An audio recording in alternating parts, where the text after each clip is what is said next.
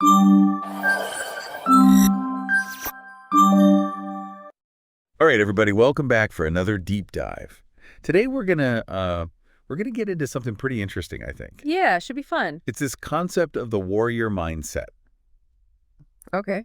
And Sounds intense. yeah, I mean it kind of does, right? It sounds a little intense. We're actually looking at some notes, like a promotional script for a podcast. Mm-hmm.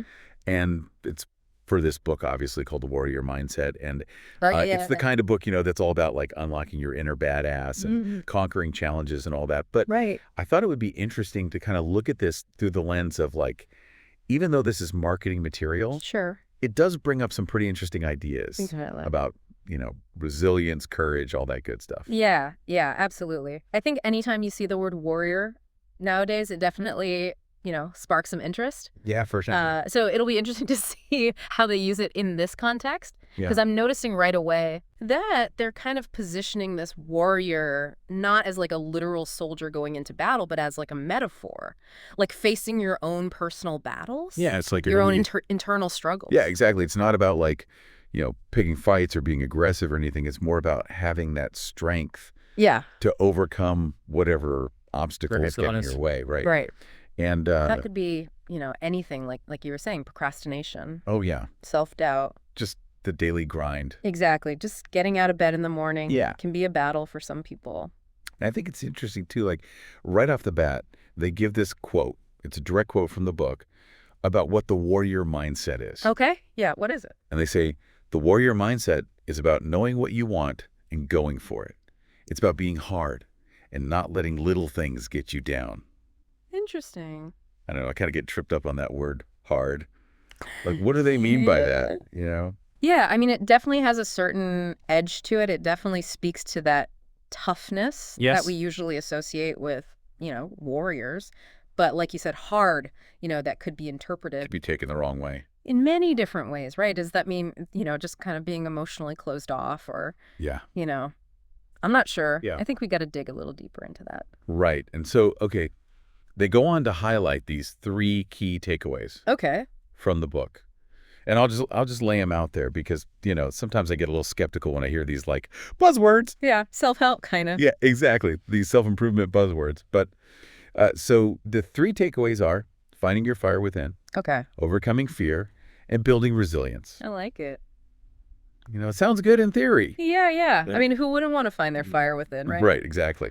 So I'm curious, like, let's start with that one, finding your fire within. What do they even mean by that? So it sounds kind of mystical, right? But they actually break it down in a pretty practical way. It's all about setting these clear goals that really align with your values, what's important to you. Mm-hmm.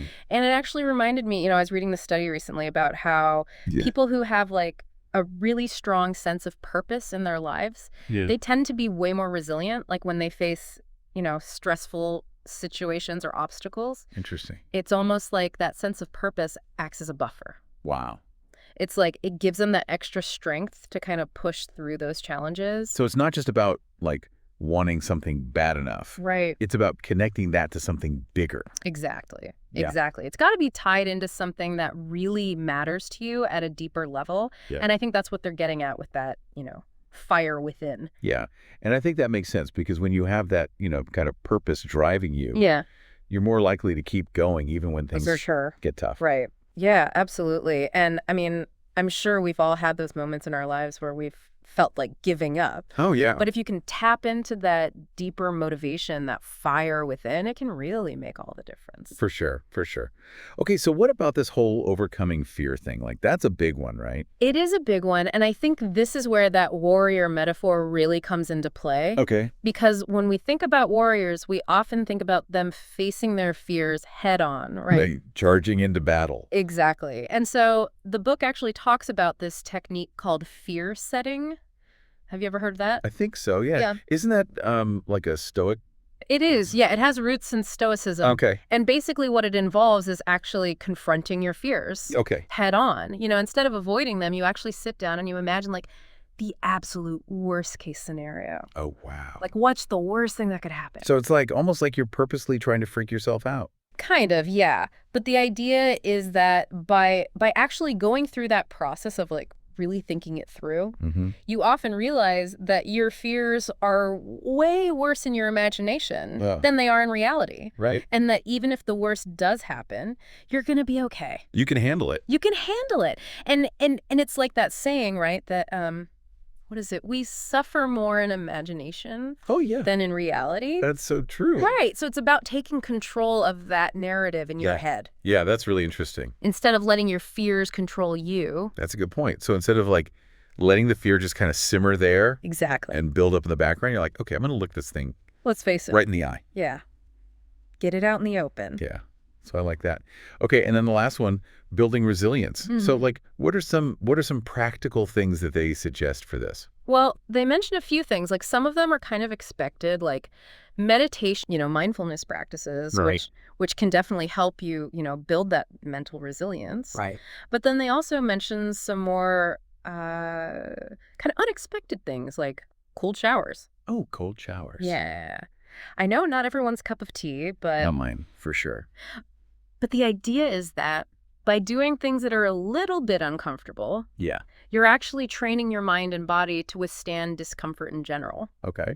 And so, when you do face those challenges in life, you're better equipped to handle them. So it's about kind of pushing your boundaries a little bit, stepping outside your comfort zone. Exactly. And kind of getting used to that feeling of like, okay, this is a little uncomfortable, but I can get through it. Exactly. And there's actually a lot of research that backs this up too. Studies have shown that people who regularly engage in activities that challenge them, whether it's physically or mentally, they tend to develop greater resilience over time. Oh, that's really cool. Like almost like you're building a muscle, but for your mind. Yeah. And I guess it makes sense because if you never challenge yourself, you never really know what you're truly capable of. Right. Right. You kind of stay in that little comfort zone. Comfort zone. Yeah, exactly. Yeah. And there's nothing wrong with comfort, but, I think to really grow, we need to push ourselves a little bit. Absolutely. And I think that's kind of the whole point of this warrior mindset thing, right? It's not about being comfortable. It's about being strong, resilient, and being able to face whatever life throws at you. Yeah. And I think one thing that stood out to me, too, was this idea of blending ancient wisdom with modern techniques. Yes. Is that something that you're seeing a lot of these days? Definitely. It's becoming more and more common. We're seeing this resurgence of interest in these ancient philosophies like Stoicism, Buddhism. Right. But people are looking for ways to actually apply them to their modern lives. Right. It's one thing to read about it in a book. Exactly. But it's another to actually put it into practice. Right. So it's like finding that bridge between that ancient wisdom and, modern science and psychology. And I think that's cool. Like, it's almost like we're taking the best of both worlds, right? Exactly. Yeah. It's not just about, adhering to these ancient dogmas, but it's about, okay, how can we take this wisdom and apply it in a way that actually works for us today? That's awesome. Well, I think at the end of the day, it seems like this whole warrior mindset thing, it's not so much about aggression or being, like a soldier. Right. It's really about building that inner strength, that focus, that resilience. Yeah, I agree. And I think it's important to remember, we were looking at this through the lens of a promotional script for a book, right? Yeah, for sure. They're trying to sell something. But it raises a much bigger question, for all of us. What does it mean to live with courage and purpose? Right. What are the battles that you're facing? Yeah. And what are the tools that you need to equip yourself with to face those battles and win? Yeah, that's a great question for everyone to ask themselves. Absolutely. And, I think everyone listening probably has their own unique battles, their own unique challenges. For sure. So, yeah, it's really about finding what works for you. Exactly. And figuring out how to apply some of these concepts, these ideas to your own life. So, yeah, lots to think about. Lots to think about. Well, thanks for diving deep with us today, everybody. Yeah, thanks for listening. And we hope you learned something new, got some inspiration. Absolutely. And, we'll see you next time for another deep dive. See ya.